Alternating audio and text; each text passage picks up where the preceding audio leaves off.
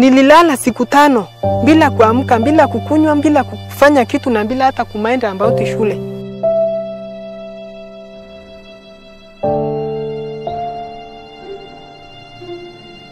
At age 22, Stephen Mweti should be looking out to finish his university education. However, the young man has just joined Form 1. In total defiance of his age and size, the 5.5-tall Mweti is not ready to give up on his pursuit for education.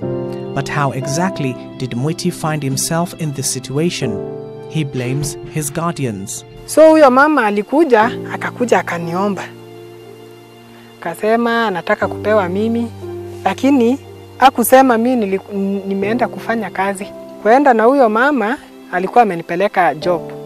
Kanipeleka job pande ya imenti, pande ya juu hivi. Nikiwa na miaka kama 11 hapo. So that nimerefuka nikiwa kwa watu. Unaona? Nikiwa na miaka 11 nikakaa kwa huyo mzee miaka kama 3. Kukaa kwa huyo mzee, mimi sionangi pesa inaendanga wapi. Nikaona hapa hakuna kitu nafanya hapa. Nikatoka. Nikaenda nikaandikwa mahali kwingine kuchunga ng'ombe tu. So nikachunga hata hiyo na vile ninachunga sipewi pesa. Pesa tu bando inaenda wapi? Naambiwa inaenda kwa wazazi. When the boy was from 10 years old onward, there was what I call human trafficking, because if you take a child with no permission from the parents and you move from this family, you take to another family to work, that one first is human trafficking because he's not within his family, and then later on it results into child labor because being taken in that family, according to him, he never knew why he was taken in that family or those families. But in the evening he could ask these other children, why am I here? And these kids could say, you know, you have come to work for us. What? Grazing cows. And so the boy would work, and surprisingly at the end of the month was never being given money. The money used to go to the parents who used to bring him to these people to work for them. Worryingly, though, his guardians then got payments for Stephen's work. This affected Stephen's education as he was forced to put aside his academic aspirations.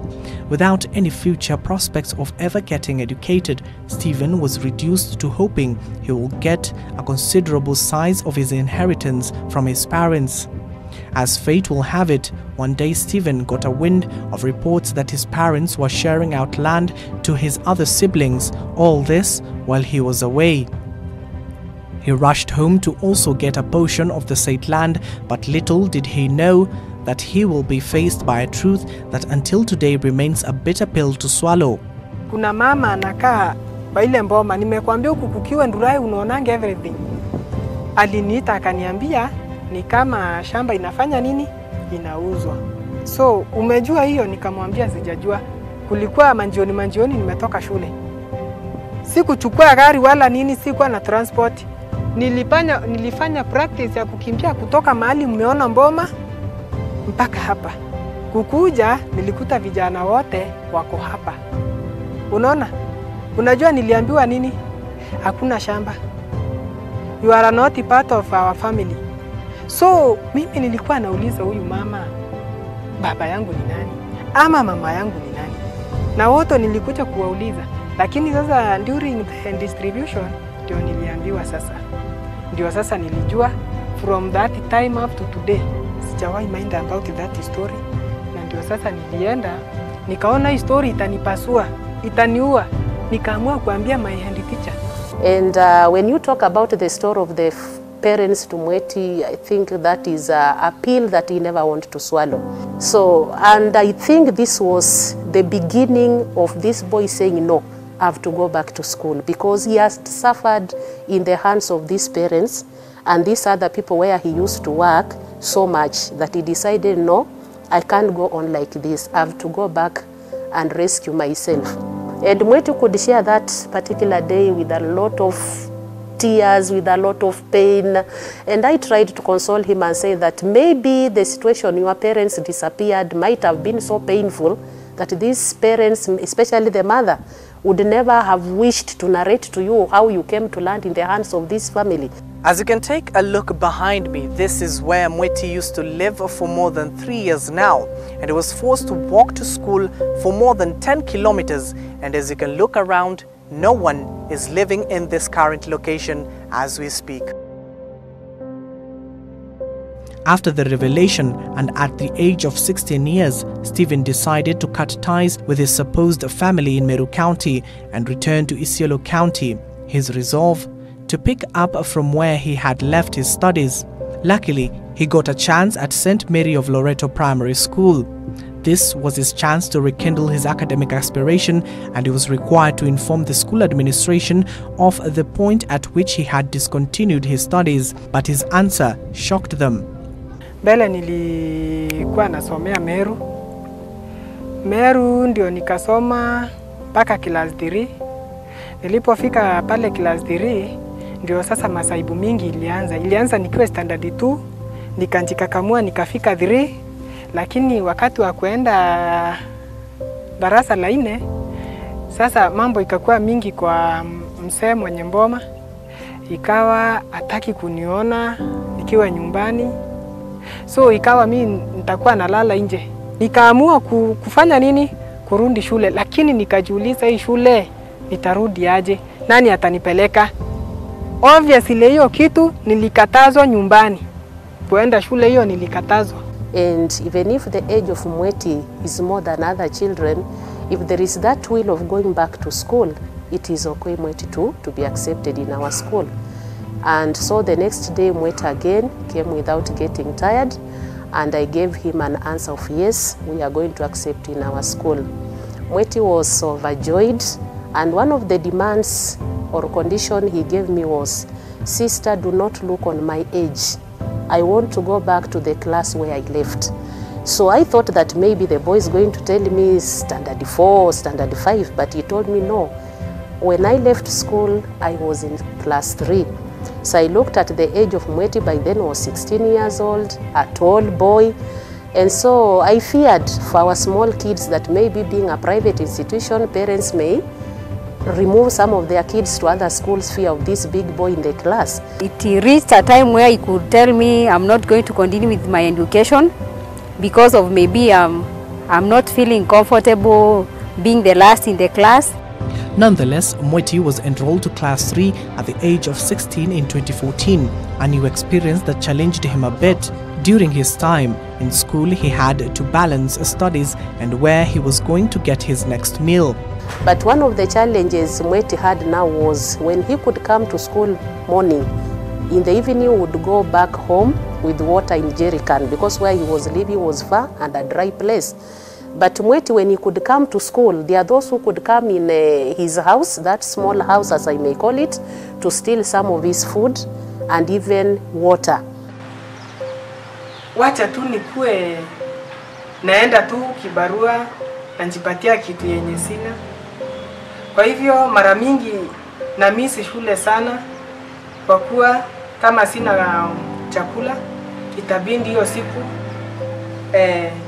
niende nitafute kibarua kama ni ya mjengo kama ni ya kulima yenye tu nitapata nifanye ndio nipate chakula. Challenging part of it is that when he got the motorbike, most of the times he could go off school. You find that he's absent from school. Asking Mweti, why are you not in school? He could tell me that, teacher, I have to miss school in this and this day to go and maybe look for what to take. As if the hardships were not enough, Mweti, whose face tells all that he has been through, had to contend with insecurity every day when going to school. Hapa ndio watu walikuwa wananyongewa sana hapa. Saa ingine hata sikukuwa napita mapema kwa sababu ya kuogopa. Safari ya kukuja hivi nayo na kukaa hapa ilikuwa kazi ngumu sana na ilikuwa very hard kukaa hapa. Kwa sababu nilikuwa nakuja na maji yangu kutoka shule na baiskeli yangu. Chakula yangu nilikuwa naenda napiga kibarua yangu kama niyo ya kushota maji, niyo ya mjengo, niyo ya kuenda kwa hizo mafarms kulima na kuja na njiwekea chakula yangu hapa. Nikienda shule one day, nimetafuta 2 weeks. Nikienda one day, nakuta even water, hakuna hata maji ya kukunywa. Kila kitu ilibebwa. Despite the challenges, he completed his primary school in 2019 and scored 249 marks out of a possible 500, an achievement his teachers did not consider great given that he was absent from class most of the time. Kuna wale sai wako na wazazi, mtu anafanyiwa kila kitu, asubuhi anaamshwa kwa mlangeti ili aende shule. Na unaona hata akikuja shule ni mchezo. By the way, mtu kama huyo ningependa kumwambia angejua vyenye life iko ngumu huko nje, angeweka bidii sana. Mweti turns 23 years in April this year and luckily got a well-wisher who offered to sponsor his secondary school education.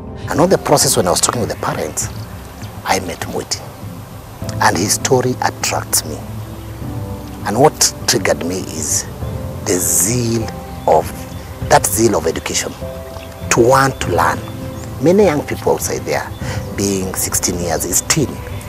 They can't be with those small kids and everything. And the discipline of this boy. So I felt mentorship is not all about talking, is not all about, mentorship is journeying with.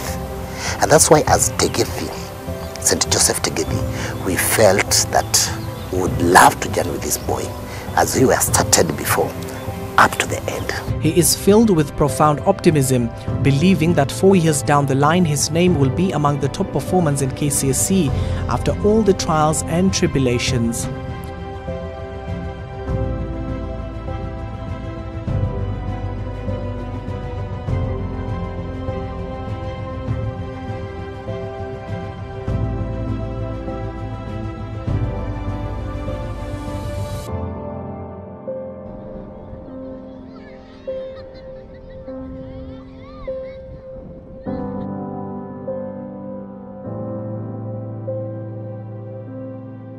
In Kenya, children's access to education is hampered by domestic work, agriculture work, fishing, begging, and street vending robbing the children not only their childhood but also the right to education.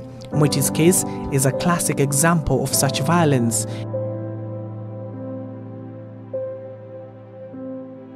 From not knowing your real parents to child labor, Mweti now turns a new leaf as he aspires to achieve his dream, and that is to be an engineer in the future. Childhood-Ebru TV, Laikipia County.